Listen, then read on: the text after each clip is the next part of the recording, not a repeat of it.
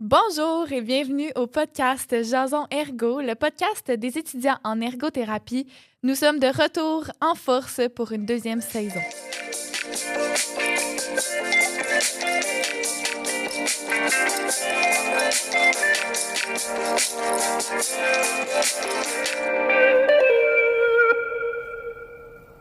Cet épisode est la deuxième partie de notre discussion au sujet de l'ergothérapie pour le retour au travail.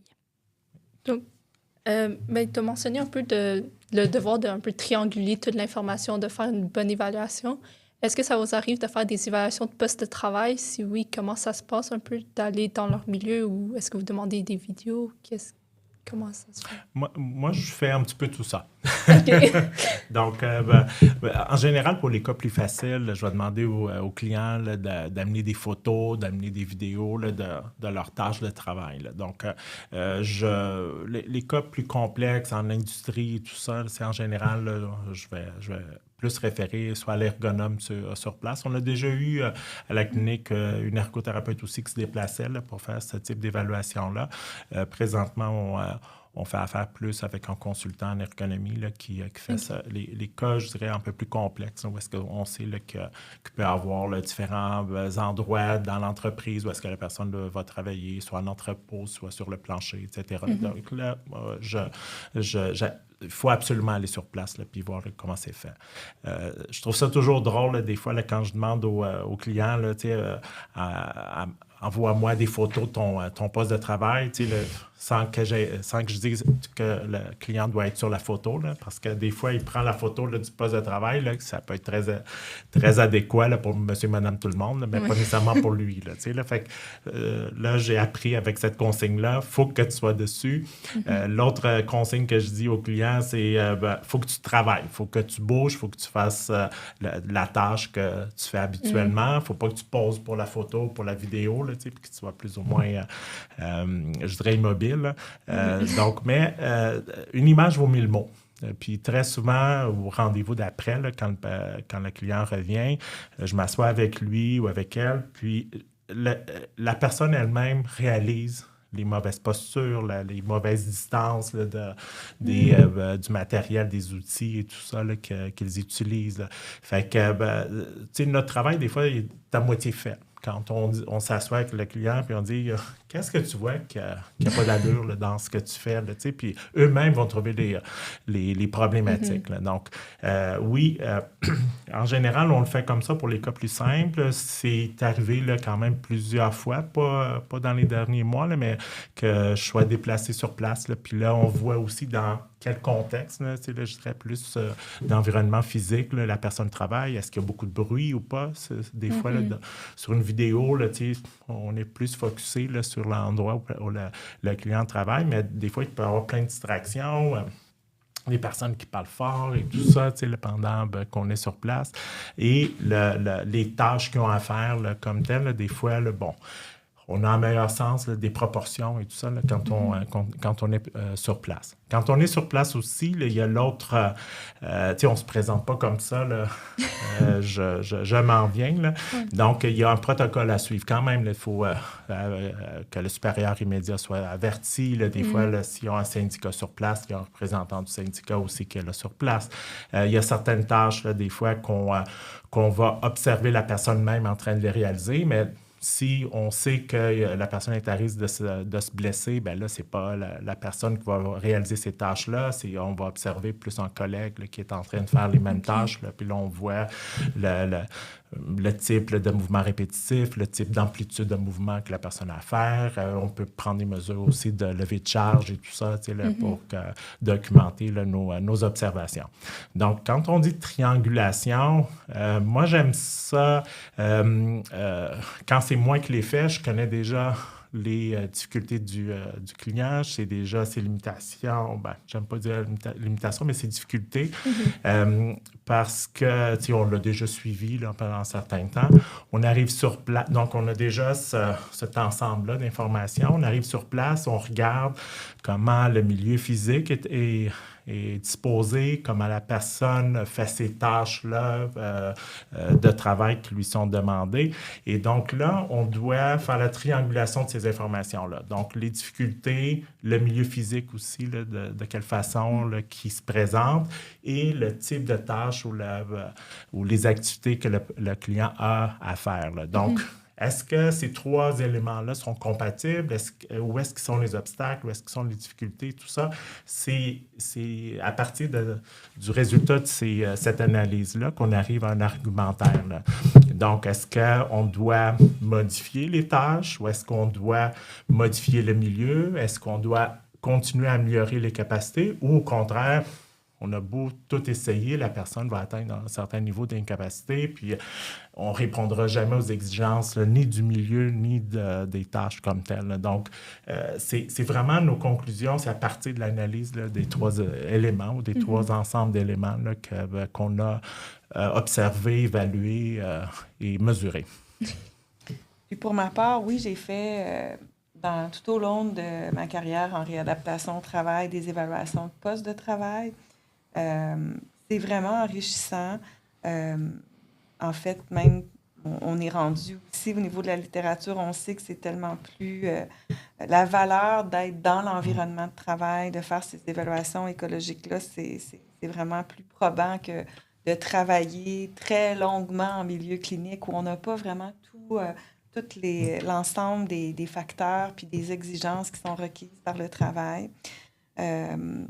Pour ma part, c'est ça que j'ai vu. Puis c'est très riche. En fait, c'est le côté, je dirais, aussi intéressant de la réadaptation au travail, c'est de travailler avec des gens qui viennent de toutes sortes de milieux. Je pense à une évaluation de poste où c'était la fabrication du Saint-Visc. Là, c'était un milieu plus pharmaceutique. Puis on voyait des énormes conteneurs en stainless steel, là, en acier inoxydable, de crête de coque. On voit vraiment énormément de choses. Je pense aussi à des évaluations de poste que j'ai faites dans le milieu alimentaire où on fait les saucisses. Fait on voit vraiment, c'est intéressant. Puis c'est impressionnant aussi de voir des fois l'ampleur des installations. Et des fois, il y a des postes, je pense à un poste de contrôleur aérien aussi qu'il fallait évaluer, qui comportait énormément de tâches. On parlait tantôt de cognitif. Oui, on peut considérer le physique, mais jamais oublier tout l'impact du cognitif que peut comprendre une tâche de travail. Fait que oui, j'ai pu... puis je pense aussi à un travailleur policier qui faisait de l'infiltration dans certains milieux de gangsters, de crimes organisés. Fait que de comprendre le travail que font les gens. J'ai aussi eu à évaluer un chauffeur d'hélicoptère au niveau de l'armée. Donc, il fallait le faire courir en petit bonhomme pour ça. Fait que c'est plein de... Puis bon, je pense aux policiers, aux ambulanciers aussi. Je pense aux pompiers aussi qui ont affaire à des capacités physiques. Des fois, ils doivent ramper, ils doivent faire toutes sortes de tâches que... Bon, ça peut être un peu étrange de le faire en clinique, là, mais c'est absolument requis parfois en milieu de travail. C'est difficile, juste avec les exemples que tu as donnés, là, c'est difficile de faire des simulations de toutes ces tâches-là dans un milieu clinique. Là, même si on essaie d'être, je dirais, bien équipé, là, on peut... l'idéal, c'est d'aller sur place, puis de le voir. Là. Puis, juste avec les exemples, imaginez toutes les contraintes de chaque milieu. Là, milieu physique, le réfrigéré... au niveau pharmaceutique, qui ont des règles de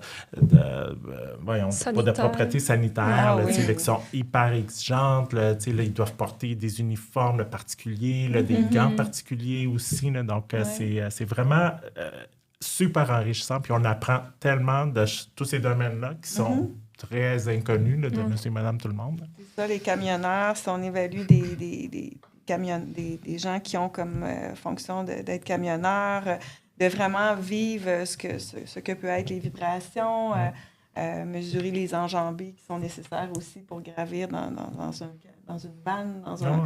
Fait que d'avoir, je trouve que c'est une richesse. C'est sûr qu'on a accès et c'est fort intéressant parce que c'est long, rédiger quand même des rapports d'évaluation de postes de travail. Donc, c'est vraiment le fun de pouvoir, comme nous, on a dans l'équipe un ergonome qui peut les rédiger parce que c'est c'est un travail en soi, mais c'est intéressant, en tout cas, d'avoir évalué des postes pour mieux comprendre les divers facteurs qui rentrent en cause. Puis le milieu agricole aussi, hein, moi, je pense qu'il y avait des gens qui faisaient l'insémination des vaches. Il y a toutes sortes de postes de travail. Vous seriez étonné de tout ce que ça implique comme type de travail, comme manipulation. Fait que c'est très intéressant d'observer les divers environnements de travail. On ne s'ennuie pas. Non. Mais juste avec la description que vous m'avez donnée, moi, j'essaie de les imaginer, puis je suis comme, oh my God, c'est tellement de choses différentes. Ouais. Puis aussi, c'est des postes de travail, peut-être des fois, qu'on n'entend pas souvent ou qu'on ne sait pas en quoi concrètement. Genre, c'est quoi toutes les habiletés qu'il faut concrètement. Donc, exact. Mais ça part toujours dans le corps humain, qui est dans un milieu X. Donc, ça part toujours de l'amplitude articulaire, ça part de la force musculaire, ça prend une certaine capacité cognitive à gérer toutes les informations dans un milieu X. Est-ce qu'il y a des outils particuliers que la personne a à utiliser? Donc, on part toujours de la personne elle-même. Parce que des fois, on a des stagiaires ou des jeunes ergots qui arrivent, là, puis là, ils sont comme dépassés partout. Mais on revient toujours à la base. On revient toujours à l'analyse de l'activité. Là. Donc, tu sais, des fois, là, on trouve ça là, un petit peu galvaudé là, quand on en parle à l'université, là, mais on est le spécialiste de l'analyse de l'activité. Là. Donc, il faut toujours revenir à la base de l'ergo. Là, puis, oui, on va trouver des éléments très différents d'un poste de travail à l'autre ou même d'un travailleur à l'autre là, qui est blessé, là, qui est devant nous. Mais on revient toujours à la base. Puis si on part de la base, si on fait bien notre travail à la base, on va juste ajouter la couleur, là, les spécificités là, du travail ou de la personne elle-même devant nous. Là, puis les interventions là, vont venir d'elles-mêmes. Là, puis l'expertise de l'employé, du travailleur. Donc, moi, c'est vraiment important de responsabiliser puis de le mettre dans son rôle d'expert, le travailleur. Il connaît mieux que quiconque et mieux que nous. Il a effectué son travail pendant des mois, des semaines, des années. Donc, de l'écouter aussi. Donc, faire notre analyse puis revenir à la base, mais d'utiliser vraiment le savoir-faire, le savoir de l'employé, du travailleur. Je pense que c'est une grande richesse là aussi. Puis souvent, c'est eux qui vont nous donner des idées là, de l'assignation temporaire qu'on va recommander à l'employeur, au médecin, tout ça. T'sais. C'est ça que je leur dis. Là. Donc là, on s'assoit, on prend une séance là, juste pour faire l'énumération de toutes les tâches dans une journée type. Donc là, je fais juste les nommer. Là. Puis là, je suis capable d'avoir une idée, là, bon, est-ce que c'est plus demandant physiquement ou pas? Puis là, j'essaie d'aller vraiment dans le détail en termes de tâches répétitives. Est-ce que c'est juste 2 fois dans la journée? Est-ce que c'est 150 fois dans la journée, etc.? Donc, c'est le client qui va tout donner ces informations-là.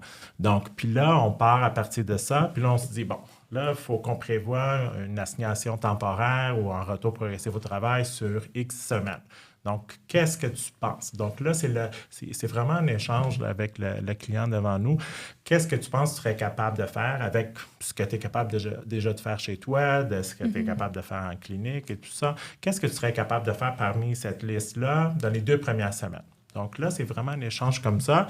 Des fois, je dois confronter le client parce que, je sais qu'il n'est pas capable de faire telle et telle chose. Puis là, il me dit, je serais capable de faire telle autre, mais qui ont à peu près les mêmes exigences physiques.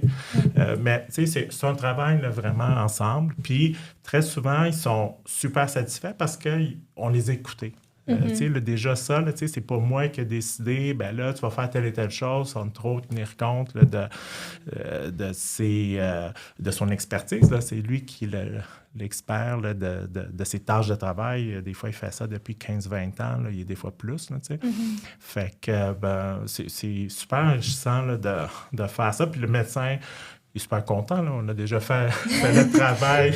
Il a juste à l'approuver là, avec une signature. Là, c'est souvent trop long pour le médecin de décortiquer tous ces éléments-là, à savoir s'il y a un fit, il n'y en a pas. Est-ce que les exigences physiques, justement, sont trop élevées? Est-ce qu'on doit graduer le travail? morceler certaines tâches ou la durée. Le médecin a peu de temps pour orchestrer tout ça, alors que nous, en milieu clinique, en fait, c'est important de prendre le temps, puis dans une approche très participative là, avec le travailleur, de trouver justement, parce que c'est tellement important, le retour au travail, je le dis souvent, c'est une intervention à proprement dit, c'est une intervention complète en soi. Il ne faut pas la minimiser. Trop souvent, je vais essayer, puis si ça ne marche pas, je ne suis pas vraiment fan de cette approche-là. Je suis vraiment dans le fait que c'est très important, l'approche retour au travail. C'est important que le travailleur vive un succès lors de sa réinsertion au travail. Donc, de bien graduer les tâches, la durée, c'est vraiment un travail à ne pas prendre à la légère parce que ça impacte évidemment le travailleur si par la suite ça ne fonctionne pas bien, ça n'a pas été bien orchestré, ça n'a pas été bien préparé non plus au niveau du retour au travail. Il y a tellement de choses qui peuvent arriver. L'accueil même du travailleur lors de son retour. Si l'accueil est mal fait, négatif, il n'y a pas d'encadrement. Donc, il y a tellement de raisons pour faire achoper un retour au travail. De prendre le temps de le faire adéquatement, puis toujours, comme je disais tantôt, de façon, participative avec le travailleur, de bien écouter son sentiment d'efficacité par rapport à ses exigences au retour, mais de coordonner avec tout le milieu de travail, souvent, ça agace un peu les employeurs. On n'a pas vraiment le temps. Pourquoi on fait une rencontre de facilitation? Pourquoi vous avez besoin d'une petite réunion? Mais c'est souvent, au contraire, très marquant. Puis ça va vraiment jouer un rôle ça va bonifier la possibilité, le succès, en fait, du retour au travail. Donc, ces rencontres-là, ces communications-là sont vraiment importantes. Puis l'accueil que le travailleur va avoir aussi. C'est super important d'avoir ces rencontres-là parce que tout le monde a la même information en même temps. Donc là, c'est plus une information rapportée par quelqu'un qui peut être, je dirais, partielle ou déformée là, par rapport à ce qui a été dit initialement. Des fois, il y a certains employeurs qui pensent que c'est l'employé ou le travailleur qui refuse certaines tâches. Puis là, quand c'est dit en réunion, c'est l'ergo qui... par souci, par souci pour ne pas avoir une rechute, pas avoir une aggravation des symptômes et tout ça, qu'on préfère aller de façon un petit peu plus lente. Donc, ce n'est pas le travailleur qui refuse ou qui ne veut pas travailler, c'est que pour différentes raisons, des fois la condition l'exige, qu'on soit un peu plus prudent.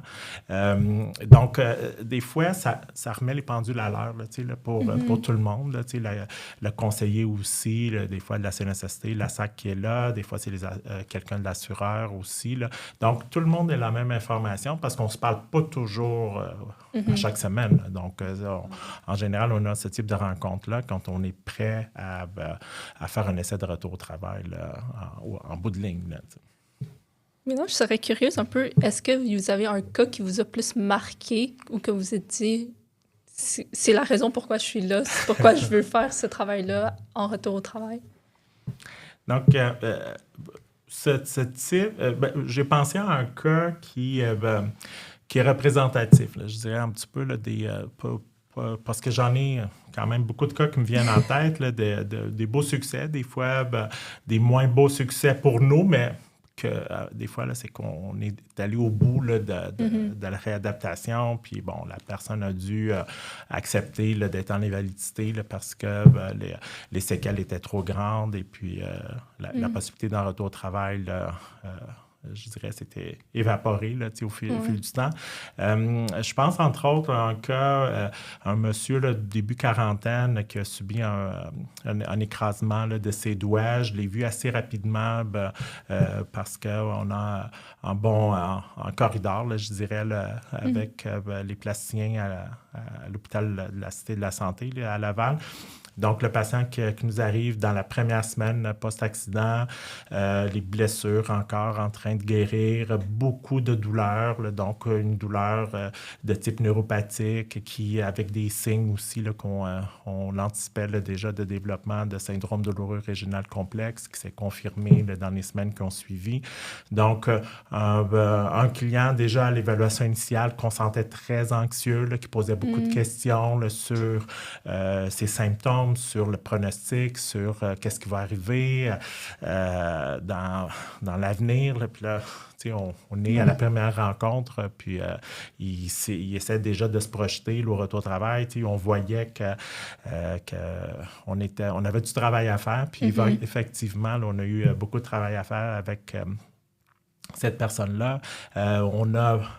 Moi, j'ai recommandé là, une prise en charge en ergo, en santé mentale, là, quand même, là, dans les premiers mois, ce qui a beaucoup aidé le client à gérer son stress, son anxiété et tout ça, là, tout au long là, du parcours, là, je dirais. Là, on a beaucoup travaillé conjointement aussi, là, les deux ergos ensemble, pour avoir un langage commun, avoir, je dirais, là, des objectifs là, de gestion de la douleur là, qui étaient semblables aussi et complémentaires dans un sens.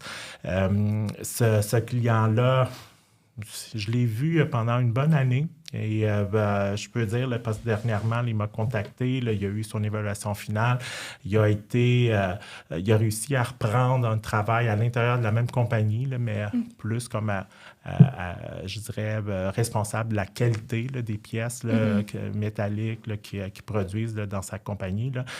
Donc, qui est super satisfait de ce poste-là. L'employeur aussi, c'était pas un poste qui existait avant, là, qui a été créé là, quasiment sur mesure là, pour lui, mais qu'ils ont décidé de garder ce poste-là parce qu'ils voient un avantage à avoir ce type là, d'évaluation-là de qualité avant que les pièces sortent. Là. Donc, ils ont beaucoup moins de retours là, sur des pièces là, qui sont mal produites ou confectionnées. Là, fait que un patient là, qui a passé à travers toutes sortes d'émotions, là, de haut et de bas, ça a été lent par bout là, dans la récupération. On a essayé différentes modalités, tout ça. Donc ça, c'est un beau succès parce que c'est un patient qui appréciait beaucoup toutes les suggestions qu'on faisait aussi. Là, fait que, ce lien-là de confiance là, qu'on développe avec le client, cette valorisation aussi qu'il exprimait envers nos interventions et nos recommandations, ça fait partie vraiment là, d'un avantage, je dirais, de notre clientèle. Là. Donc, des fois, il y a des ergos que je connais là, qui travaillent en hôpital, là, qui travaillent avec des gens qui sont vraiment hypothéqués, tout ça. On fait des interventions, mais on n'a pas la rétroaction là, du côté du client parce que, bon, il est en soins intensifs ou soins intermédiaires ou n'importe. Là, fait que, bon, c'est pas lui. Des fois, c'est plus la famille là, qui va exprimer là, leur gratitude ou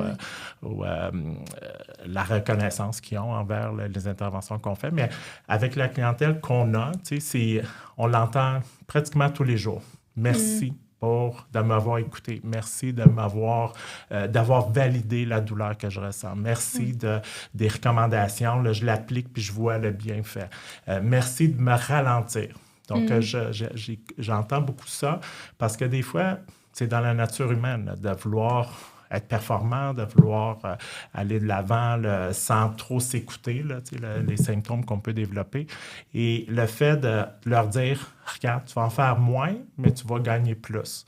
Et des fois, c'est comme abstrait pour le patient là, d'entendre ça parce que c'est pas dans leur façon de réfléchir là, sur la performance. La performance, c'est tu fais plus pour avoir plus.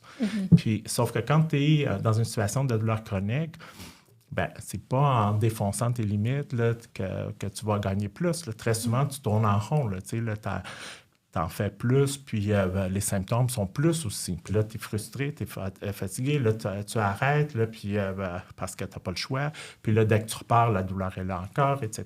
Puis là, des fois, tu tournes en rond là, de cette façon-là. Puis souvent, je dis aux clients, ben, essaie donc la façon que je te recommande là, pendant une semaine ou deux. Puis là, on s'en reparlera. Fait que là, des fois, on fait un projet pilote. Fait qu'on on essaie des choses, puis on verra là, si ça va marcher ou pas. Puis je sais que ça va marcher, là, mais il faut que le client le vive. Puis très souvent, en le faisant, là, ils réalisent, ouais, tu avais raison. Tu sais, là, je veux trop vite, avec trop de symptômes encore et tout ça. Puis, fait que cet aspect-là de la reconnaissance là, de ce qu'on fait, là, en tout cas, c'est super important pour tout intervenant, là, tu sais, là, c'est d'avoir cette validation aussi là, des efforts qu'on met là, pour aider les personnes. Là, bien, pour ma part, un exemple là, de tout récent d'ailleurs, un suivi qui était en deuxième ligne, donc une dame âgée dans la cinquantaine avec une lombalgie et une radiculopathie là, dans l'un de ses membres inférieurs. Une dame qui faisait de l'entretien ménager dans un hôpital. Alors, c'est un dossier qui a été long au niveau du programme de développement. Elle a nécessité 2 programmes de développement, ce qui est rarement préautorisé par notamment la CNESST. Donc, une dame qui a développé avec le temps, on était comme à peu près à 3 ans d'arrêt de travail, beaucoup d'anxiété. Puis la particularité aussi de ce dossier-là, c'est qu'elle avait 2 employeurs. Donc, on parlait tantôt de performance. On avait une dame qui était seule au niveau pour pourvoir à ses besoins avec une enfant à la maison. Une universitaire, justement, donc elle avait besoin d'aider. Elle voulait aider aussi sa fille. Donc, il y avait une valeur du travail qui était très, très profonde. Une dame qui était d'origine grecque aussi, qui ne parlait pas français. Donc, au niveau du pronostic, de retourner sur le marché du travail, c'était très difficile de penser avec sa lombalgie, de dire bien, qu'est-ce qu'elle pourrait faire d'autre de plus sédentaire, parce que justement, elle ne parlait pas la langue française. Fait que pour elle, de retourner dans son travail d'entretien ménager, c'était hyper important. Alors, mon rôle dans ce dossier-là, puis oui, en fait, moi, ce que j'aime encore de mon domaine du retour au travail, c'est la notion de résultat. C'est le fun d'accompagner les gens vers... moi, des fois, j'appelle ça une forme de renaissance, pratiquement, là, quand ils retournent au travail puis qu'ils retrouvent leur vie, parce que c'est pas normal de codépendre aussi d'un tiers payeur pendant trop longtemps. Fait que moi, mon rôle, c'est vraiment de les aider à reprendre leur liberté, à faire leurs choix, choisir leurs vacances. Je veux pas qu'ils restent trop longtemps, pour ma part, là, avec les tiers payeurs. Je veux qu'ils retrouvent leur autonomie pleine et entière, leur liberté. Puis cette dame-là, ben c'est ça, après 3, 4, 5 mois de programme de développement, on avait quand même l'atteinte d'un plateau. Et j'ai joué encore une fois mon fameux rôle de CORA, coordonnateur retour au travail. Je me suis mis avec le consentement de tout le monde à appeler l'employeur, à appeler les ressources humaines, voir ce qui était faisable à son milieu de travail, voir la réalité de son poste d'entretien ménager. Et l'employeur m'a ouvert la porte, les ressources humaines, en me disant, ben voici, si madame est en mesure de faire ces exigences-là de travail, on est en mesure de la prendre à temps complet, on va la garder, on sait que c'est une travailleuse qui était performante aussi. Alors, on a réintégré cette dame-là. On a eu un ergonome aussi qui a évalué les tâches, puis on a pu accommoder vraiment certaines tâches au niveau du retour au travail. Puis ce qui est très, très intéressant dans ce dossier-là, quand je vous disais que c'est important de savoir les limites de l'employeur, en programme de développement, pendant des mois, ses capacités de levage ont été assez stables. Et tout à coup, quand on a su qu'il fallait quand même, pour maintenir son emploi, madame devait quand même être en mesure de lever au-delà de 20-25 livres de façon très occasionnelle. Tout à coup, au niveau de ses capacités physiques, il y a eu amélioration de ses capacités physiques de levage.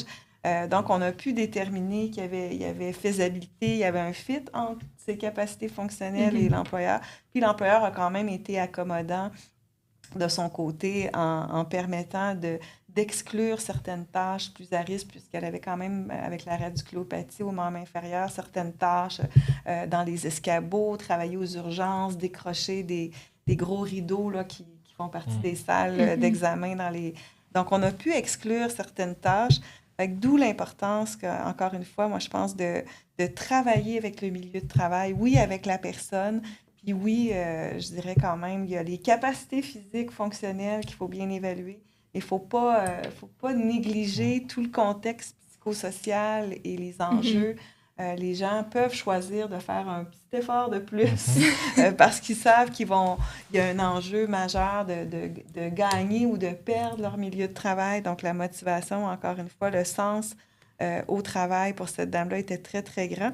Puis cette dame-là qui était une workaholic, on avait deux emplois à 35 heures semaine, c'est pas rien. J'ai réussi à la convaincre avec notre suivi, un peu comme Mario disait, de ralentir, justement considérant qu'elle a pris connaissance de l'importance de sa condition physique, de prendre soin de son corps, de ne pas pousser trop fort les limites. Donc, elle m'a promis, elle a réussi son retour au travail à son poste à temps complet maintenant. Mais je pense qu'elle a retenu l'importance de prendre soin de ce corps-là physique plutôt que de l'ignorer puis d'être beaucoup dans le surengagement au travail. Fait que je pense qu'elle a retenu cette leçon-là par rapport à... Elle me dit aujourd'hui, oui, Sylvie, je vais travailler je vais faire le mieux, mais comme Mario disait, je vais ralentir, je vais prendre des petites pauses assises. Puis elle reconnaît que l'employeur l'apprécie beaucoup et elle n'a pas à surdépasser les attentes de l'employeur. C'est quand même un poste syndiqué qu'elle détenait, mais elle avait toujours tendance pour être sûre par crainte de perdre son emploi, par souci, par inquiétude, elle en faisait toujours un peu plus. Fait qu'il y a eu un bel ajustement au niveau de son rythme de travail aussi. Mais j'ai une question plus...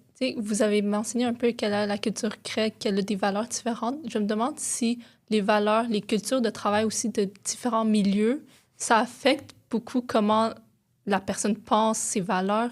Est-ce que vous voyez des grosses différences ou genre un impact sur la réadaptation, comme vous avez un peu mentionné, là, mais y a-t-il comme quelque chose qui est flagrant des fois que vous voyez, la culture de ce milieu en particulier-là, on dirait que ça impacte plus une personne que l'autre? Moi, je te dirais qu'en général, oui.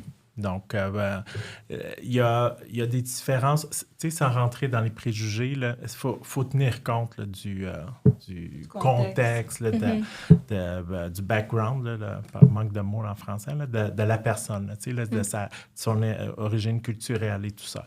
Tu sais, là, je vais dire des grossièretés peut-être, là, mais il y a certaines cultures où est-ce que la personne qui est en difficulté ou qui a des incapacités, c'est une personne qu'on va aider davantage. Là, on va lui dire, là, fais plus rien dans la maison. Là, c'est la famille là, qui va prendre le dessus là, par souci là, qu'elle ne s'aggrave pas, qu'elle ait un bon rétablissement et tout ça. Donc, nous, comme thérapeute en réadaptation, là, notre but, c'est de responsabiliser la personne, c'est de lui donner là, de plus en plus de tâches ou de rôles et tout ça, là, qu'elle reprenne le dessus là, sur sa vie, là, je dirais, là, parce qu'elle est en arrêt de travail ou elle a des difficultés à la maison et tout ça. Fait que des fois, là, ces deux éléments-là peuvent venir en conflit. Là, nous qui poussons la personne à se prendre en charge là, autant au niveau psychologique que physique, là, puis qu'on donne des exemples. Voici ce que tu es capable de faire en clinique. Là, tu devrais être en mesure d'essayer de laver un petit peu de vaisselle ou de préparer une partie du repas, là, mais peut-être pas couper tous les légumes, etc. Là, donc, mais la personne, elle arrive chez elle, puis là, il y a cet encadrement là, de la famille là, qui est là pour l'aider, pour la protéger, pour l'aider à se rétablir. Là. Donc, oui, il y a cet élément-là. Il y a aussi, des fois, ce que j'ai déjà vécu, il y a certaines cultures, là, puis je ne vais pas les nommer, là, mais où est-ce que si tu as une blessure du côté droit, c'est mal vu parce que là, tu dois utiliser la main gauche là, pour la nourriture, pour saluer les gens et tout ça. Mais dans cette culture-là, c'est la main droite là, qui salue les gens, qui apporte la nourriture à la bouche et tout ça.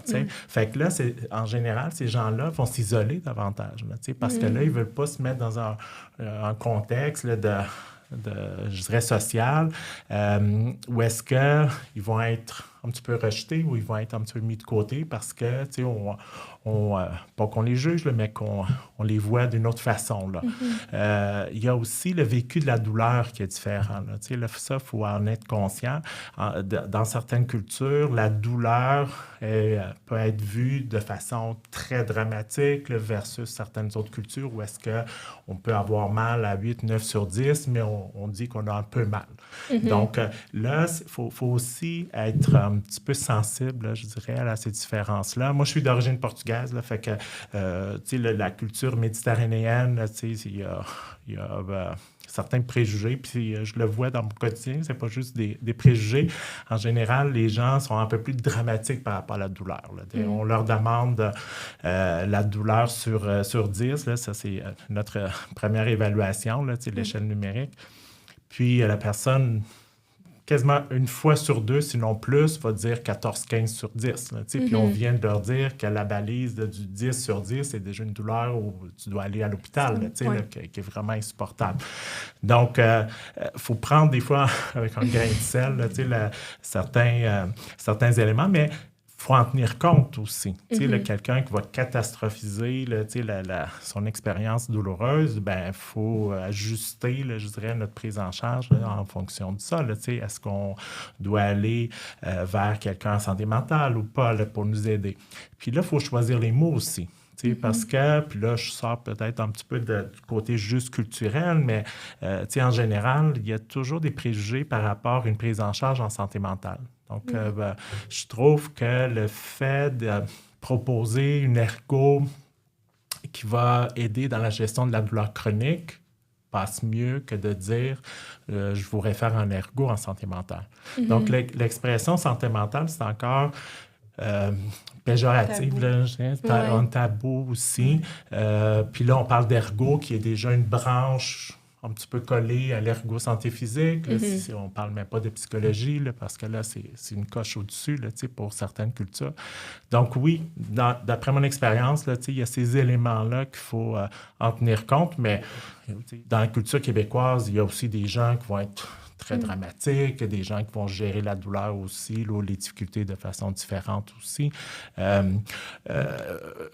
Mais il y a quand même certains éléments là, d'origine, là, je dirais, plus ethnique ou culturelle qu'il faut en tenir compte là, de la personne qui est devant soi. Quelqu'un qui est unilingue aussi, là, chinois. Présentement, à la clinique, on a quelqu'un qui est unilingue chinois.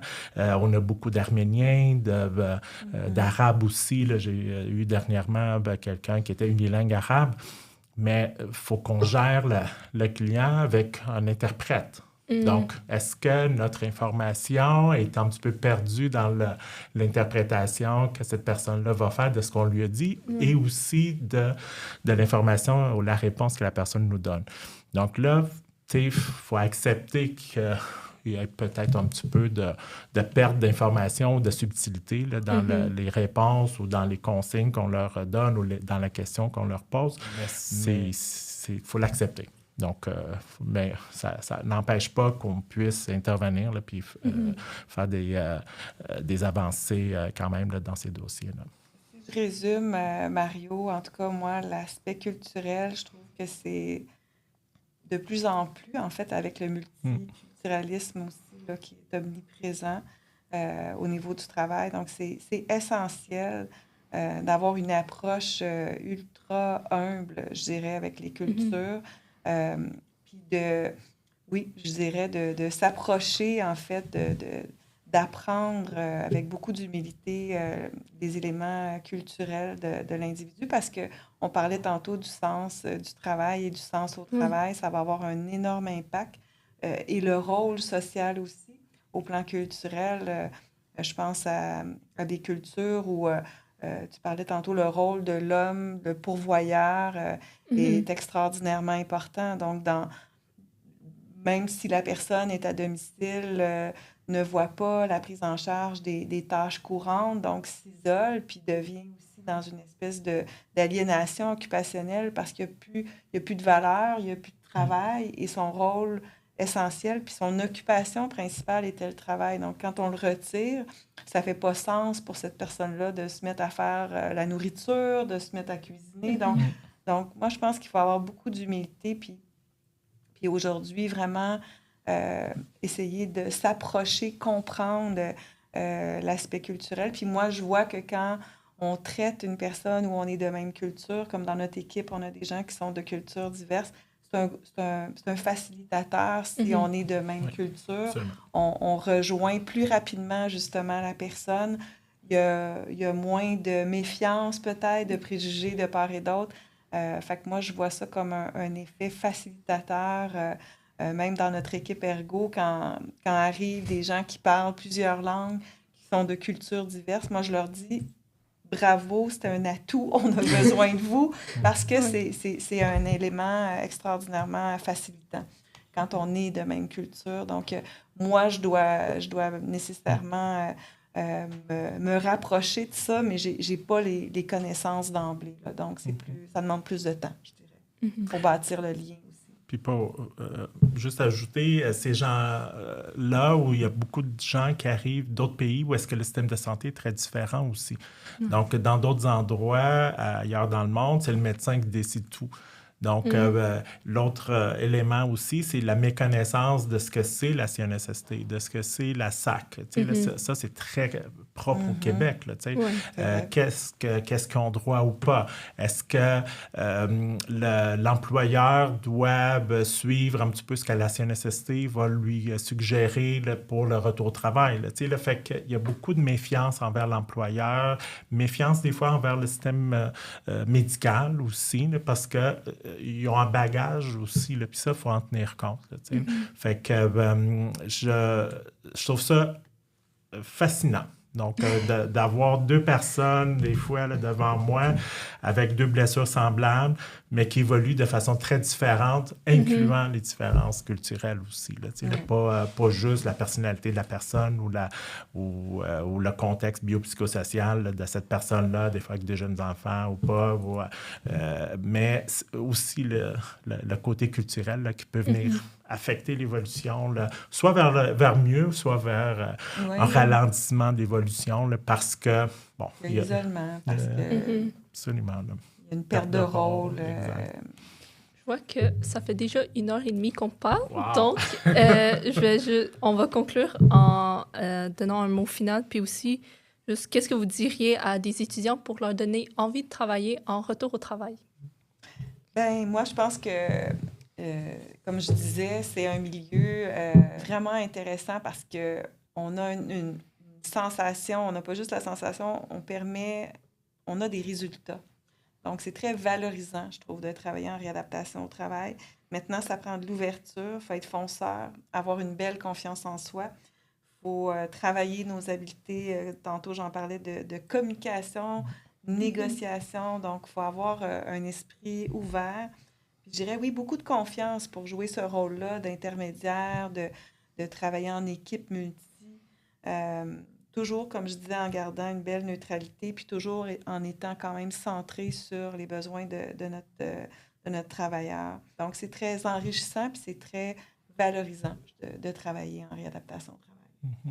Un petit peu comme on dit depuis le début, là, toute la variété des conditions, des situations et tout ça là, dans lesquelles on intervient, là, c'est super enrichissant. Là, là, de travailler dans un milieu où est-ce qu'il y a beaucoup de répétitions ou toujours les mêmes cas ou des cas semblables. Je trouve que ça peut être un petit peu démotivant là, dans le temps, mais un petit peu comme Sylvie disait, là, le fait que ça soit aussi varié et différent là, d'un dossier à l'autre, le fait qu'on puisse prendre quelqu'un, par exemple, en tout début là, de prise en charge là, suite à l'accident, puis de l'amener jusqu'au retour au travail, qu'on puisse faire des évaluations de poste, qu'on puisse faire là, des développements de capacité, se prononcer sur les capacités aussi en évaluation là, de cette personne-là, de jouer un rôle de coordonnateur ou de coordination là, dans le dossier, c'est sûr que ça prend une personnalité forte là, qui va faire qu'on va être capable de gérer, bien argumenter et tout ça. Ça prend de l'écoute. mets ça dans toutes les clientèles, là, ça prend de l'écoute, là, parce que c'est pas juste nous qui décidons là, qu'est-ce qui est le meilleur pour la personne. Tu sais, un petit peu comme on disait, là, c'est un travail d'équipe, là, c'est un travail d'écoute là, des besoins de la personne, de ce qu'elle souhaite faire, de tous les acteurs aussi, là, tu sais, l'employeur, le syndicat des fois et tout ça, là, le conseiller ou la conseillère, le médecin, tout ça. Mais ça prend de l'adaptation, d'être capable de s'adapter à toutes ces situations-là aussi, là, comme thérapeute là, dans toutes ces situations-là. Donc, entre gens et tout ça. Tu sais, les connaissances, ça s'apprend. C'est pas, c'est sûr que c'est un défi au début quand on arrive dans ce secteur-là, mais ça s'apprend. Ben, on peut avoir un mentor, du mentorat, là, ça c'est mieux, qui va nous permettre de nous aider autant dans la prise en charge du client, dans les tests plus appropriés pour telle et telle situation, comment rédiger aussi, là, parce que bon, il y a chaque secteur a ses exigences aussi prérogatives, là, je dirais, en termes de rédaction, là, parce qu'on va être lu. Il faut toujours avoir en tête qui va lire, puis dans quel but on rédige aussi là, en rapport. Mais ça s'apprend, ça s'acquiert au fil du temps. Mais d'avoir de l'empathie, de l'écoute et tout ça, l'entre-gens, faut que tu l'aies en toi là, là, pour être vraiment à l'aise là, avec cette clientèle-là. Et aujourd'hui, je dirais le volet fascinant que moi, sur lequel j'ai peut-être plus travaillé dans les dernières années au niveau du travail, c'est tout le volet prévention. Fait, comme disait Mario, moi, je résumerais ça à ce qui est vraiment captivant, c'est qu'aujourd'hui, on peut travailler, en tout cas chez nous, autant en prévention, donc à aider les gens à maintenir leur travail. On peut les aider dans le volet réadaptation. Puis aujourd'hui, si on suit aussi la littérature, c'est important de faire même si on les retourne au travail, ce serait même intéressant de faire des suivis post-3 mois, post-6 mois, retour au travail. Ça, c'est encore beaucoup plus difficile, là. La littératie est là, la littérature est là, mais les employeurs ne suivent pas encore nécessairement ce pas-là.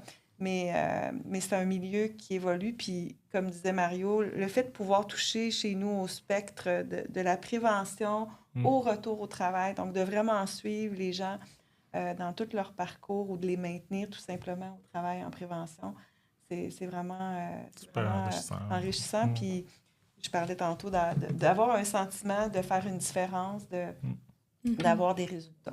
Je dirais que c'est pas mal ma conclusion. Et pourquoi la passion du travail et du retour au travail est là. Puis c'est tellement une activité importante dans notre société. Donc, c'est une occupation qui est difficile à mettre aux oubliettes. Là. C'est vraiment... Très souvent, c'est l'identité de la personne là, qui en est en cause. Là, on s'identifie comme un mécanicien, comme un chauffeur d'autobus, un médecin, un ergothérapeute aussi. Là, j'ai des patients ergothérapeutes aussi qui viennent me voir pour différents types de blessures, mais on s'identifie beaucoup par le travail. Là, on est très souvent, quand on rencontre quelqu'un, là, c'est « qu'est-ce que tu fais? » là, c'est une des premières questions. Là, fait que le fait d'être en arrêt de travail, c'est très confrontant là, pour quelqu'un on vient d'enlever 40 heures de leur semaine. Là, fait que, je suis quoi? Là, fait que, faut vraiment tenir compte de ça là, dans nos interventions, notre parcours avec... L'aspect identitaire du travail, qui est très puissant. Merci, Hélène. Merci beaucoup d'être venue. Merci. Merci, Mario. Merci énormément.